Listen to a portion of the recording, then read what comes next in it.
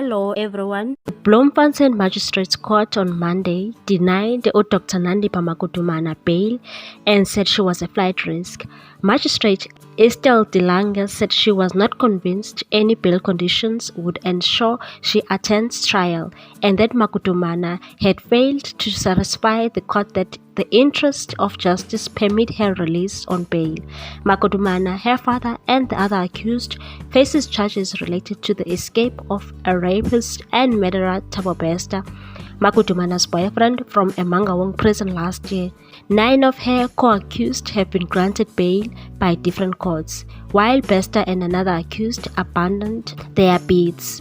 Her bail bid ran over 3 days as the fraud accused doctor argued before Magistrate DeLange that she had left the country under pressure and threats from Bester. Her legal team spent considerable time arguing against the Schedule level of the offences brought against her. Magudumana faces Schedule 5 offences, which her legal team fought to have reduced to Schedule 1. The former places the burden to prove the interest of justice to permit the release on bail of Magudumana, while the latter moves it to state.